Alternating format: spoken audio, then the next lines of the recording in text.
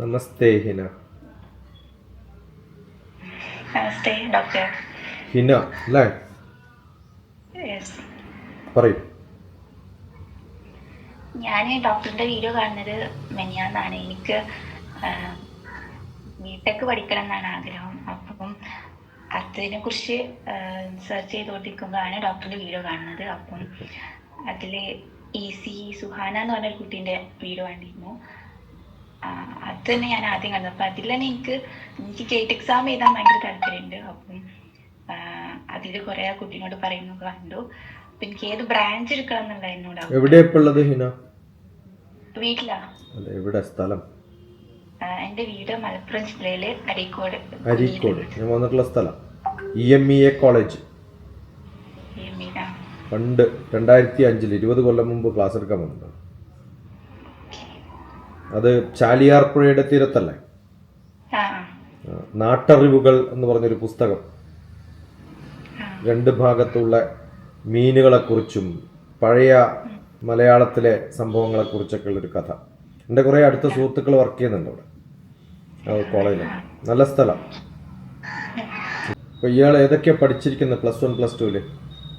ഞാൻ physics, chemistry, biology, maths. അപ്പം ഞാൻ സജസ്റ്റ് ചെയ്യാം എല്ലാ എൻട്രൻസ് എക്സാമും എഴുതാം. ഏതിനൊക്കെ അപ്ലൈ ചെയ്തിട്ടുണ്ടെന്ന് എനിക്കറിയില്ല, ഇപ്പം ലേറ്റ് ആയിട്ടുണ്ടാവും. ഏതൊക്കെ എഴുതാൻ പറ്റുമോ ഇന്ന് മുതൽ അതൊക്കെ എഴുതാം. ഓക്കെ, എല്ലാ സബ്ജക്റ്റും നല്ലതാണ്. അത് ബയോളജി ആയാലും കമ്പ്യൂട്ടർ ആയാലും മാത്സ് ആയാലും ഫിസിക്സ് ആയാലും എൻജിനീയറിങ്ങിൽ ഏത് വിഷയവും നല്ല തന്നെയാണ്. ഏതാണ് 4 കൊല്ലം കഴിയുമ്പോൾ ഏറ്റവും ഡിമാൻഡ് ഉള്ളതെന്ന് ആർക്കും പറയാൻ പറ്റില്ല. ഓക്കെ, സ്ഥിരമായിട്ട് ഡിമാൻഡുള്ള കുറേ സംഭവമുണ്ട്.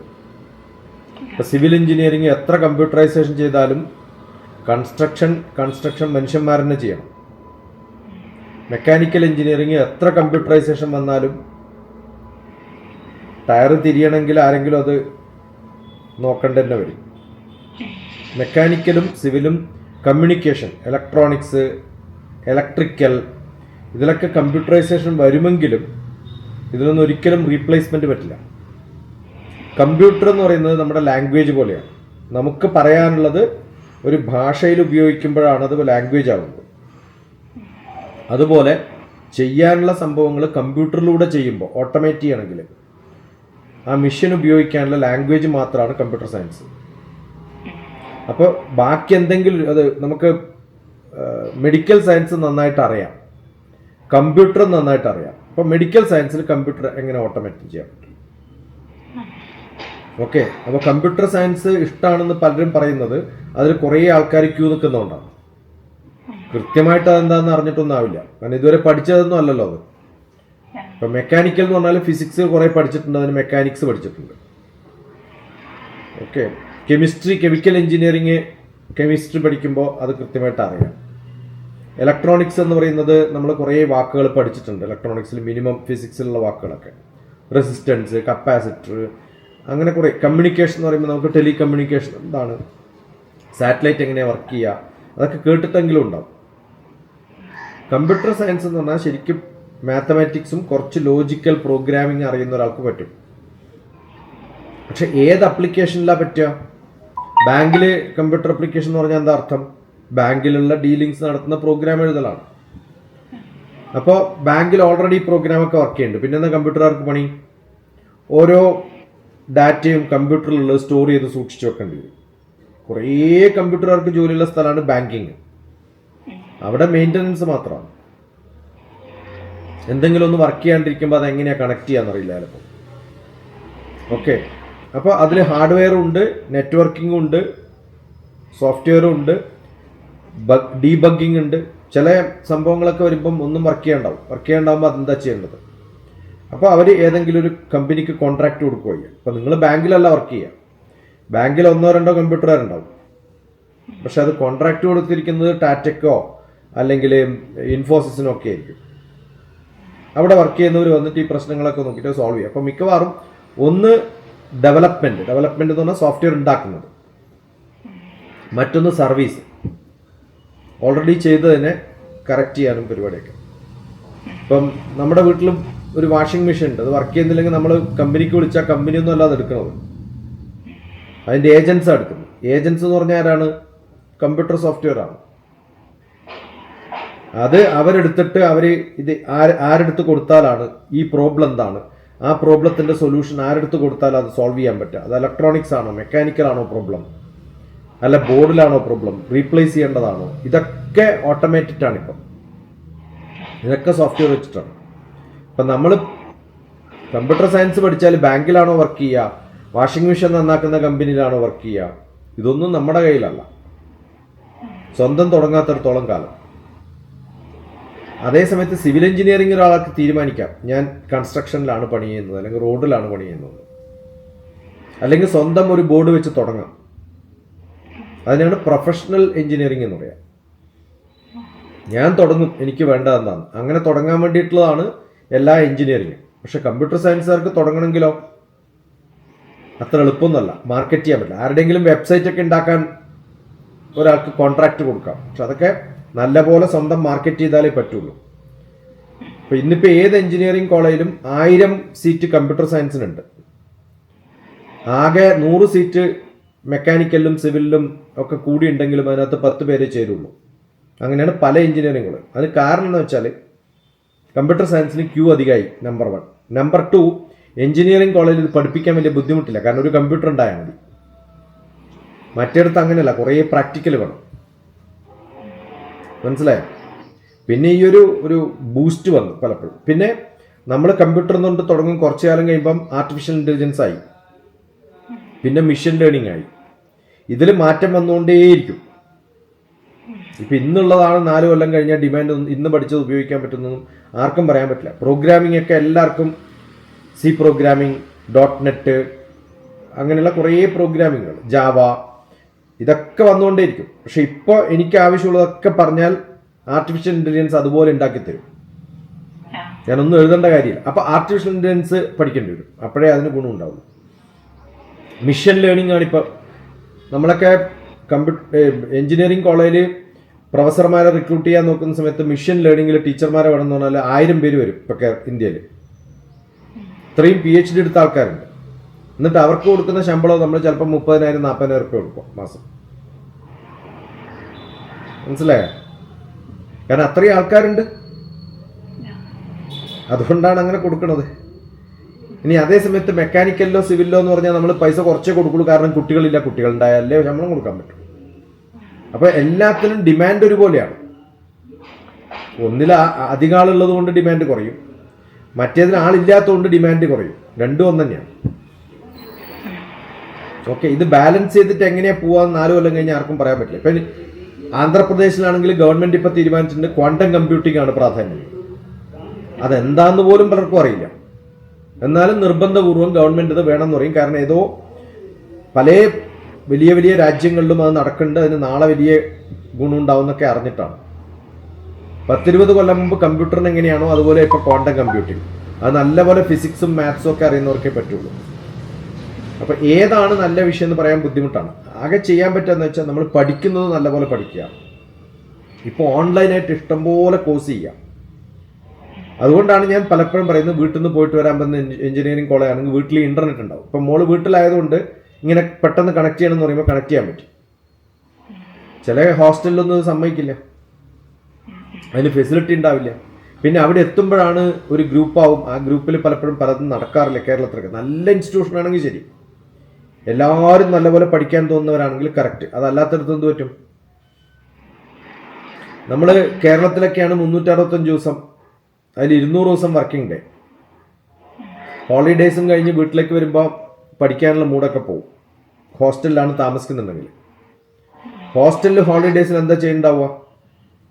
ഞാൻ കുറേ എഞ്ചിനീയറിംഗ് കോളേജിൽ വർക്ക് ചെയ്തിട്ടുമുണ്ട്, പോയിട്ടുമുണ്ട്. മിക്കവാറും ടൈം വേസ്റ്റാണ് നടക്കും. ആർക്കും വലിയൊരു ആഗ്രഹമുള്ളവരൊന്നും പല കോളേജുകളിലും ഞാൻ കാണാറില്ല. പിന്നെ നല്ല ഇൻസ്റ്റിറ്റ്യൂഷനൊക്കെയാണെന്ന് വിചാരിക്കുക. യെസ്, 100%. നമ്മൾ കാണുന്ന അഡ്വർടൈസ്മെൻറ്റ് പോലും ചില കോളേജിൻ്റെ ഒക്കെ അഡ്വർടൈസ്മെൻറ്റ് കാണുമ്പോൾ അവരുടെ പിന്നെ ആനുവൽ ഡേയോ സ്പോർട്സ് ഡേ ഒക്കെയാണ് അഡ്വർടൈസ്മെൻറ്റ്. കാരണം ലാബ് വർക്കൊന്നും ആൾക്കാർ അത്ര സീരിയസ് ആയിട്ട് കാണാറില്ല, അതിനുവേണ്ടി മാത്രം പോകുന്നവരുണ്ട്. മനസ്സിലായോ? പൊളിറ്റിക്സിന് വേണ്ടി മാത്രം പോകുന്നുണ്ട്. ആ കൂട്ടത്തിൽ നമ്മൾ പെട്ടുപോയാൽ എന്ത് പറ്റും? നമുക്ക് സെപ്പറേറ്റ് ആയിട്ട് പഠിക്കണമെങ്കിൽ അതിൻ്റെ ഒരു മൂഡ് ഉണ്ടാക്കാൻ പറ്റുന്ന ഒരു സാഹചര്യമൊന്നും ഉണ്ടാവില്ല.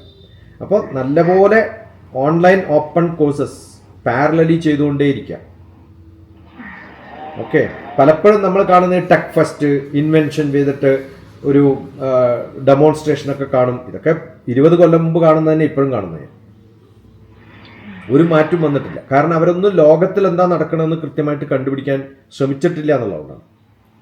അപ്പോൾ ചെയ്യേണ്ടത് ഓൺലൈനായിട്ട് ഇഷ്ടംപോലെ കോഴ്സുകൾ. ഇപ്പം മോള് എൻ്റെ ഒരു വീഡിയോ കണ്ടു, ഇമ്മീഡിയറ്റ് ആയിട്ട് കോൺടാക്ട് ചെയ്തു, ജിമീറ്റ് വിളിച്ചു. ചിലരൊക്കെ കണ്ടിട്ട് 1 മാസം 2 മാസം കഴിയുമ്പോൾ ആലോചിക്കാം വിളിക്കണോ വേണ്ടിയോ. അപ്പോൾ you have that ability to connect. ആ ഇൻട്രസ്റ്റ് ഉണ്ടെന്നാണ് കാണുന്നത്. മനസ്സിലായോ? അപ്പോൾ ആ ഇൻട്രസ്റ്റ് അതുപോലെ കീപ്പ് ചെയ്യണമെങ്കിൽ you should have that company. അതിനുള്ള ഗൈഡൻസ് ഉണ്ടാവും. അപ്പോൾ സ്വന്തം ചെയ്യാനുള്ള താല്പര്യമുണ്ട്. ഇന്ന് തന്നെ ഏതൊക്കെ വിഷയങ്ങളാണ്, എന്തൊക്കെ എൻട്രൻസ് എഴുതാൻ പറ്റുമോ അതൊക്കെ എഴുതാം. അത് കഴിഞ്ഞ് ചെയ്യേണ്ടത് ഇപ്പോൾ ഇത് മിസ്സായിട്ടുണ്ടാവും കുറേ. അതുകൊണ്ട് തൊട്ടടുത്തുള്ള കോളേജിൽ ചേർന്നാലും കുഴപ്പമൊന്നുമില്ല. കാരണം ഏത് വിഷയമാണോ പഠിക്കുന്നത്. ഇപ്പം ഞാൻ ക്വാണ്ടം കമ്പ്യൂട്ടിംഗ് എന്ന് പറഞ്ഞു. എന്താ quantum computing you don't know. Introduction to quantum computing, massive open online courses, MOOC, ഇഷ്ടംപോലെ കോഴ്സുകളുണ്ട്. അത് ഫ്രീ ആയിട്ട് കിട്ടുന്ന ഒരു 20,000 കോഴ്സ് ഉണ്ടാവും. വെറുതെ ചേരുക. അപ്പോൾ കുറേ നല്ല പ്രൊഫസർമാർ. ഇപ്പം ഞാനൊന്നൊന്നുമല്ല, ഇതിനേക്കാളും ഒരു 100 ഇരട്ടി വിവരമുള്ള കുറേ ആൾക്കാർ ലോകത്തുണ്ടാവും. അവരൊക്കെ കണക്ട് ചെയ്യുക. ഇപ്പം എൻ്റെ വീഡിയോ കണ്ടുകൊണ്ട് എന്നെ കോണ്ടാക്ട് ചെയ്തു. പക്ഷെ ഒരു സ്പെസിഫിക് സബ്ജക്റ്റിൽ അറിവുള്ള കുറേ ആൾക്കാരുമായിട്ട് പരിചയം വരുമ്പോൾ അങ്ങനെയൊക്കെയല്ലേ നമ്മൾ കുറേ പഠിക്കുക. അങ്ങനെ വ്യത്യസ്തമായ വിഷയങ്ങൾ പഠിച്ചുകൊണ്ടേയിരിക്കാം. എത്ര പഠിക്കാൻ പറ്റുമോ അത്രയും പഠിക്കാം. അങ്ങനെ പഠിക്കുമ്പോൾ നമുക്ക് കിട്ടുന്നൊരു നോളജ് ഉണ്ട്. ആ നോളജ് ഏത് വിഷയം പഠിച്ചാലും, ഇപ്പം എന്നോട് പല വിഷയങ്ങളും ചോദിക്കുമ്പോൾ ഞാൻ എന്തുകൊണ്ടാണ് അതിലൊക്കെ കൃത്യമായിട്ട് പറയുന്നത്, എൻ്റെ ബാക്കിലിരിക്കുന്ന കുറേ പുസ്തകങ്ങൾ 10-40 കൊല്ലമായിട്ട് ഞാൻ പഠിച്ചുകൊണ്ടിരിക്കുന്ന പുസ്തകങ്ങളാണ്. മനസ്സിലായോ? അപ്പോൾ അന്ന് കമ്പ്യൂട്ടറൊന്നും ഇല്ലാത്ത കാലത്ത്, ഇന്ന് കമ്പ്യൂട്ടർ ഉള്ളപ്പോൾ കുറേ അതിലധികം പഠിക്കാൻ പറ്റും. അപ്പം നമ്മൾ ഓരോരാളും ചോദിക്കുമ്പോൾ അതിനെക്കുറിച്ച് പഠിക്കും. ചിലപ്പോൾ അറിയില്ല എന്ന് പറയും, ഒന്നും കൂടി നോക്കിയിട്ട് പറയാമെന്ന് പറയും. അങ്ങനെ വായിച്ച് പഠിച്ചിട്ടും കുറേ കോഴ്സുകൾ കുറേ ആൾക്കാർ ആയിട്ടുള്ള ഇൻറ്ററാക്ഷനിലൂടെ ഒക്കെ നമുക്ക് കിട്ടുന്നതുകൊണ്ടാണ്. മനസ്സിലായോ? അപ്പോൾ അങ്ങനെ കൃത്യമായിട്ട് പഠിക്കാം. എന്തൊക്കെ പഠിക്കാൻ പറ്റുമോ അതൊക്കെ പഠിക്കാം. പിന്നെ ഇതൊക്കെ കിട്ടിയാലും ജോലി കിട്ടണമെന്നൊന്നുമില്ല. ബാങ്കിലാണെങ്കിലും എൻട്രൻസ് എഴുതണം, എഗെയിൻ ബാങ്ക് ടെസ്റ്റ് എഴുതണം. ഗേറ്റ് പാസ്സായിട്ട് എംടെക്കിന് പോയിട്ട് എംടെക് കഴിഞ്ഞാലും PhD കഴിഞ്ഞാലും ജോലിക്ക് അപ്ലൈ ചെയ്യണം. ഞാനിപ്പോൾ പറഞ്ഞ പോലെ സിവിൽ ചെയ്താലും നമ്മൾ 30,000 രൂപ ശമ്പളം കൊടുക്കുള്ളൂ. ഓക്കെ, കമ്പ്യൂട്ടർ സയൻസ് കഴിഞ്ഞാൽ 30,000 കൊടുക്കുള്ളൂ. രണ്ടും ഒരേപോലെ ഡിമാൻഡുള്ള, ഒന്നുകിൽ ഡിമാൻഡ് ഉണ്ട് അല്ലെങ്കിൽ ആളതിയുണ്ട്. ഈ രണ്ടിൽ കാര്യത്തിൽ ഒന്നാണ് നടക്കുന്നത്.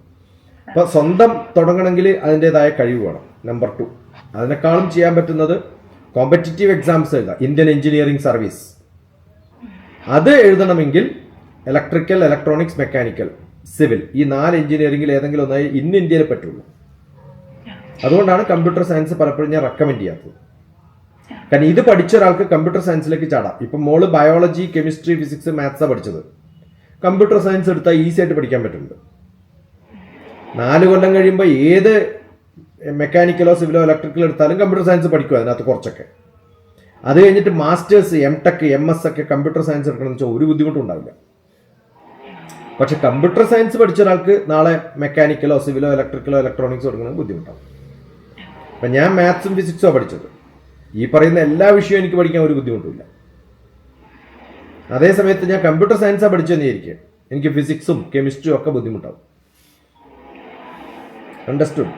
അപ്പോൾ അതുകൊണ്ടാണ് കോർ ബേസിക് എഞ്ചിനീയറിംഗ് പഠിക്കുന്നതാണ് നല്ലത് ഞാൻ റെക്കമെൻഡ് ചെയ്യുന്നത്. കാരണം എന്നോട് ചോദിക്കാൻ വരുന്നവർ സംശയമുള്ളവരാണ്. സംശയമില്ലാണ്ട് എനിക്ക് കമ്പ്യൂട്ടർ സയൻസാണ് വേണ്ടതെന്ന് ചോദിക്കുന്നവർ എൻ്റെ അടുത്ത് വരുമോ? വരില്ല. ഈ മോൾ വിചാരിച്ചു എന്ന് വിചാരിച്ചത് നേരിയ പത്തരിയും ചിക്കനുമാണ് കഴിക്കേണ്ടതെന്ന് വിചാരിച്ചാൽ നേരെ ഹോട്ടലിൽ പോയാൽ അത് ഓർഡർ ചെയ്യല്ലേ ഉള്ളൂ. അതേ സമയത്ത് ഹോട്ടലിൽ പോയിട്ട് എന്താ കഴിക്കേണ്ടതെന്ന് സംശയം വരുന്നാലോ അയാളുള്ള മെനുവിലുള്ള 30 സാധനവും പറയും. മനസ്സിലായോ? അപ്പം അതുപോലെയാണ് നമ്മൾ കുറേ കാര്യം പറയുന്നത്. എന്തുകൊണ്ടാ വെച്ചാൽ കൃത്യമായിട്ട് അറിയാത്തതുകൊണ്ട്. അപ്പം അറിയാത്തതുകൊണ്ട് അറിയുന്നത് വരെ ബേസിക് ആയിട്ടുള്ളത് പഠിക്കുക. എപ്പോൾ ചാടാൻ പറ്റുന്ന ഒരു ഫീൽഡാണ് കമ്പ്യൂട്ടർ സയൻസ്. ഇപ്പം മെക്കാനിക്കൽ നല്ലപോലെ പഠിച്ച ആൾക്ക് നാളെ ക്വാണ്ടം കമ്പ്യൂട്ടിങ്ങിലേക്ക് ചാടാം. ഇപ്പൊ ക്വാണ്ടം കമ്പ്യൂട്ടിംഗ് ബിടെക് തുടങ്ങുന്നിടത്ത് ചാടിനെയായിരിക്കും പഠിപ്പിക്കുന്ന മാഷന്മാർക്ക് തന്നെ ഇത് അറിയുണ്ടാവില്ല. പുതിയ ഫീൽഡാണ്. ഇനി അത് പഠിച്ചു വരുമ്പോഴത്തേക്ക് വല്ല ജോലി കിട്ടുമെന്ന് ആർക്കറിയാം? നാളെ ഇതൊന്നും വർക്ക് ചെയ്യില്ല എന്നുകൊണ്ട് കടപൂട്ടിയാലോ? പിന്നെ വേറൊരു എഞ്ചിനീയറിംഗിലേക്ക് ചാടാൻ പറ്റില്ല. ചെറിയ വഴിയിലൂടെ പോയാൽ ഹൈവേ റോഡ് മിസ്സാവുന്ന പോലെ. എപ്പോൾ ഹൈവേ റോഡ് പോയാലും ഏത് ചെറിയ വഴിയിൽ എപ്പോൾ വേണമെങ്കിലും തെറ്റിപ്പോവാം. അതുപോലെയാണ്. കാരണം ഇതിൽ തിരിച്ചു വരവ് ബുദ്ധിമുട്ടാണ്. അതുകൊണ്ട് തൊട്ടടുത്തുള്ള ബേസിക് എഞ്ചിനീയറിംഗിൽ ചേരാൻ പറ്റുകയാണെങ്കിൽ അതായിരിക്കും ഏറ്റവും നല്ലത്. കാരണം കിട്ടാൻ എളുപ്പമാണ്. പഠിക്കുന്ന മാഷന്മാരെ കുറേ കൊല്ലമായിട്ട് പഠിപ്പിക്കുന്നത് തന്നെയാണ്. സ്വന്തം കഴിവുകൾ ഉപയോഗിച്ചിട്ട് കുറേ എക്സ്ട്രാ ഓൺലൈൻ കോഴ്സസ്, മൂക്ക് എന്നാ പറയാം, മാസീവ് ഓപ്പൺ ഓൺലൈൻ കോഴ്സസ്. പിന്നെ എപ്പോൾ വേണമെങ്കിലും വിളിക്കാം. പിന്നെ നല്ലപോലെ കമ്മ്യൂണിക്കേഷൻ സ്കില്ല്, ഇംഗ്ലീഷ് ഇതൊക്കെ ഇമ്പ്രൂവ് ചെയ്താലേ ഇന്ത്യൻ എഞ്ചിനീയറിംഗ് സർവീസ് എഴുതാൻ പറ്റുള്ളൂ. അതിലെഴുതുന്ന കോമൺ സബ്ജക്റ്റുകളൊക്കെ എഴുതിയാൽ നാളെ IAS എഴുതാം, ഇന്ത്യൻ ഫോറസ്റ്റ് സർവീസ് എഴുതാം. ടെക്നിക്കൽ സബ്ജക്റ്റ് ഉള്ളവർക്ക് മാത്രം എഴുതാൻ പറ്റുന്ന കുറേ സർവീസുകളുണ്ട്. അതിൽ നാളെ സ്റ്റാറ്റിസ്റ്റിക്സ് നല്ലോണം പഠിച്ച് മാസ്റ്റേഴ്സ് ഇൻ സ്റ്റാറ്റിസ്റ്റിക്സ് എടുത്താൽ ഇന്ത്യൻ സ്റ്റാറ്റിസ്റ്റിക്കൽ സർവീസ് എഴുതാം. ഇനി ബിടെക് കഴിഞ്ഞ് എക്കണോമിക്സ് പഠിക്കാൻ തീരുമാനിച്ചു എന്നായിരിക്കും, ഇന്ത്യൻ എക്കണോമിക് സർവീസ് എഴുതാം. ഇങ്ങനെ ഇഷ്ടംപോലെ എഴുതാം. പക്ഷെ അതിന് നല്ല ജനറൽ നോളജ് വേണം, ന്യൂസ് പേപ്പർ വായിക്കണം, ലോകത്തെന്താ നടക്കുന്നതെന്ന് അറിയണം, ഇംഗ്ലീഷ് കമ്മ്യൂണിക്കേഷൻ കോംപ്രഹെൻഷൻ ഇതൊക്കെ നന്നാവണം. അപ്പോൾ UPSC ഡോക്ടർ TPS നോക്കുക. നല്ലപോലെ ഏതെങ്കിലും ന്യൂസ് പേപ്പറോ ഇംഗ്ലീഷോ വായിച്ച് അതിൻ്റെയൊക്കെ ജിസ്റ്റ് ആയിട്ട് എഴുതിയിട്ട് എനിക്ക് അയച്ചു തന്നാൽ ഞാൻ കറക്റ്റ് ചെയ്ത് അയച്ചു തരാം. Don't worry. ഓക്കെ. നല്ല കുട്ടിയായിട്ട് പഠിക്കുക, അതാ വേണ്ടത്. ഏത് പഠിച്ചാലും നല്ലോണം പഠിക്കുക. പിന്നെ ഇനി എന്തെങ്കിലും ചോദിക്കാൻ? ഇതൊക്കെയല്ലേ ആവശ്യം. പിന്നെ ഗേറ്റ് എക്സാമിന് സാധാരണ നിങ്ങൾ ഏത് എഞ്ചിനീയറിംഗ് ആണോ പഠിക്കുന്നത് അതിലുള്ള കോർ നല്ല കൺസെപ്ച്വൽ നോളജ് ഉള്ള ആൾക്കാണ് ഗേറ്റ് കിട്ടുക. മനസ്സിലായോ? അത് കിട്ടിയാൽ ഫെലോഷിപ്പ് കിട്ടും, MTech ചെയ്യാന്ന് മാത്രമേ ഉള്ളൂ. പിന്നെ ചില ജോലികൾക്കൊക്കെ ഗേറ്റ് സ്കോർ മാത്രം നോക്കുക അവർ.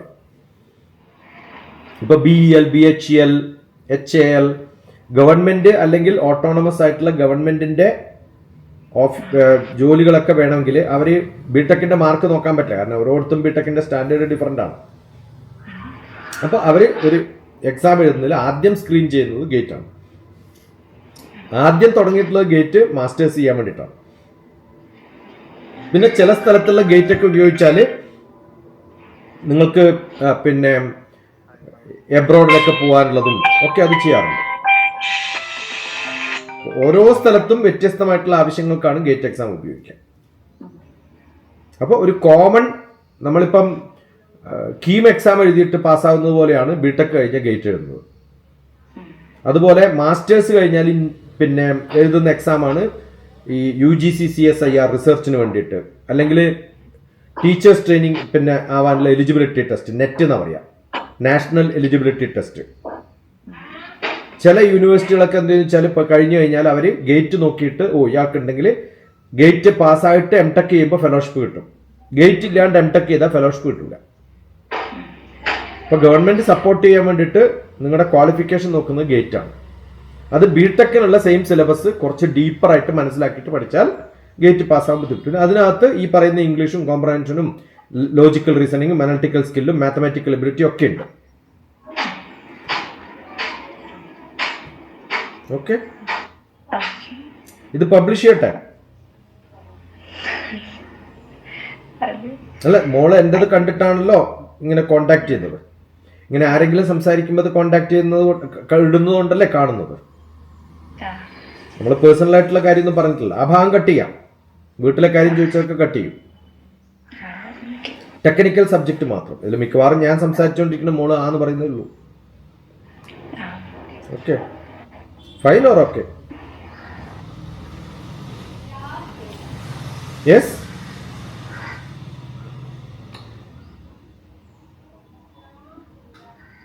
Okay, thank you.